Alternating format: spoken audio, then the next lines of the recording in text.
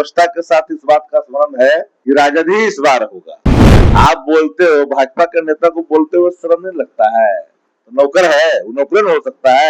अगर नहीं बर्खास्त किए तो ये आंदोलन वो रूप लेगा ही। बैठल बनिया क्या करे, तो ये पल रहा से पल रहा, जब नई दुकान चलता है तो ये पल रहा साफ करते रहता है।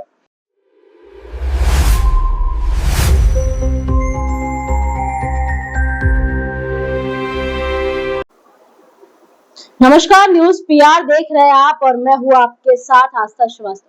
देखिए, बिहार की राजनीति का सबसे बड़ा केंद्र अभी बिहार का उपचुनाव बना हुआ है। वही केंद्र की राजनीति का सबसे बड़ा केंद्र सीजेपी कॉकरेज जनता पार्टी का प्रदर्शन बना हुआ है। दोनों को लेकर बिहार और केंद्र दोनों में ही माहौल गर्म है। कल केंद्र में सीजेपी के जो प्रोटेस्ट करने वाले लोग थे, उन्होंने संसद तक का मार्च किया। वहां पे उन लोगों ने कैबिनेट के मंत्री से बात करने की कोशिश की, लेकिन नहीं, एक ही मंत्री जेपी नड्डा से बात हुआ।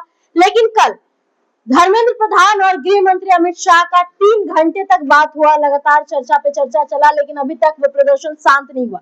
वही बिहार के उपचुनाव की भी चर्चा करें तो लगातार सारे पार्टी ने अपना दमखम लगा लिया। इसी विषय पे बातचीत करने के लिए हमारे साथ आरजेडी के मुख्य प्रवक्ता शक्ति सिंह जी मौजूद है। उनसे बातचीत करेंगे और जानेंगे कि क्या है उपचुनाव का मिजाज। सर, उपचुनाव है, आरजेडी भी अपना दमखम लगा रही है, क्या देखते हैं इस चुनाव को लेकर?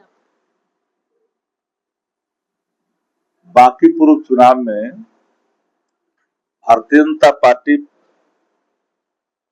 पूरी तरह से असहज हो चुकी है और असहजता का प्रमाण है ना, राष्ट्रीय जनता दल के उम्मीदवार के नॉमिनेशन के बाद भारतीय जनता पार्टी बैकफुट पे चली गई और प्रत्याशी ही बदल दी। पहली हार वही स्वीकारी है भारतीय जनता पार्टी ने, और बीजेपी ही नहीं, हर वो दल जो चुनाव लड़ रहा है, चाहे निर्दल ही क्यों न हो, वो राजद से ही लड़ रहा है। यानी केंद्र में राजद है।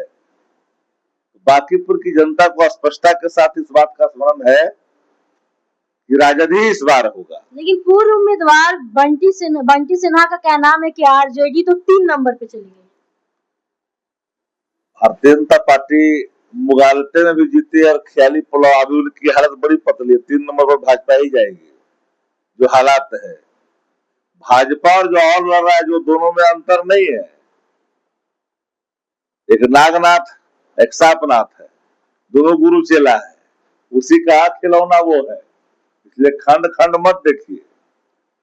राजद लड़ रही है, मजबूती से लड़ रही है। राजद जीतेगी भी। किसके वोट पर जीतेंगे? आप बोलते हो, भाजपा के नेता को बोलते हुए शर्म नहीं लगता है? आपने किया क्या है दलित के लिए, पिछड़ा के लिए, यादव के लिए, मुसलमान के लिए? जब बोलता है कि नौकर नहीं है, यादव मुसलमान वोट करेगा, तो ब्राह्मण राजपूत भूमिहार लाला भाजपा का नौकर है क्या? ये गुलाम है? देश में तंगी आते रहे, महंगाई होता रहे, नौकरी खत्म हो जाए, पलायन रहे, बेरोजगारी रहे, पेपर लीक होता रहे, वोट उसी को देता रहे, तो नौकर है? वो नौकर हो सकता है? लगातार जंतर मंतर पर शिक्षा व्यवस्था और पेपर लीक को लेकर प्रदर्शन चल रहा है।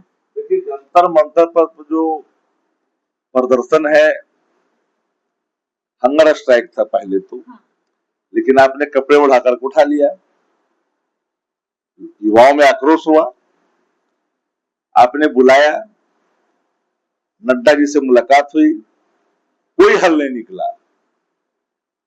स्वाभाविक है कि युवाओं में आक्रोश जागृत होगा। वो स्वाभाविक आक्रोश का प्रकटीकरण था। तो कल आपने देखा, जो लोग वहां संसद भवन तक जा रहे थे, प्रधानमंत्री जी को पीछे से निकलना पड़ गया। अगर समय रहते हुए आप हल इस समस्या का नहीं किए, इनकी मांगों को आप नहीं पूरा कर पाए, धर्मेंद्र प्रधान को बर्खास्त नहीं किए, जिनके कार्यकाल में 100 से अधिक पेपर लीक हुए, अगर नहीं बर्खास्त किए, तो ये आंदोलन वो रूप लेगा ही। क्योंकि आप आयात कर रहे हैं आंदोलन को अपने ही क्रियाकलापों से। सत्ता पक्ष जो होता है, समस्याओं का समाधान ढूंढता है, बातचीत से हल करता है। डेमोक्रेसी के पार्ट है सत्याग्रह, आंदोलन, प्रदर्शन, अपनी मांग रखने का तरीका है। उस तरीके पर प्रहार करिएगा तो लोग चुप नहीं बैठेंगे। कोई गुलाम नहीं है, जनता मालिक होती है लोकतंत्र में। सत्ता में बैठे लोग भूल जाते हैं। जो अंधभक्त है, जो अंधभक्ति के शिकार है, उनके लिए एक सबक है।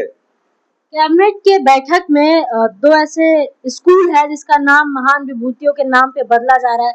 साथ ही देखा गया पिछले दिनों मधेपुरा के स्कूल को भगवा रंग में रंग दिया गया। देखिए, सरकार के पास पैसे नहीं है, खजाना खाली है, सरकार करे क्या? बैठल, कहावत है गरिया गांव में कि बैठल बनिया क्या करे, तो ये पल रहा से पल रहा, जब नई दुकान चलता है तो ये पल रहा साफ करते रहता है। तो खजाने में पैसा नहीं है, तो खजाने में जब पैसा नहीं है तो लठैती करो, बकैती करो और फेकैती करो। एक तरफ सत्ता पक्ष आरोप लगा रहा है कि सदन चल रहा है, मानसून सत्र स्टार्ट हो गया है, नेता प्रतिपक्ष तेजस्वी यादव बिहार छोड़ के गए। सारे विपक्ष के नेता तो वही दिखाई पड़ रहा है। मेन नेता प्रतिपक्ष तेजस्वी यादव। हम पूछ रहे हैं कि विपक्ष वही है, सारा विपक्ष खड़ा होकर के सवाल पर उसका जवाब दीजिए। नेता का पर अंतिम अस्त्र का इस्तेमाल करना चाहते हो? अभी राष्ट्रीय जनता दल महागठबंधन के तुनीर में इतने बाण है, उस बाण का सामना करो ना। दिव्यास्त्र का सामना करने के लिए क्यों तैयार होने के लिए खड़ा रहते हो?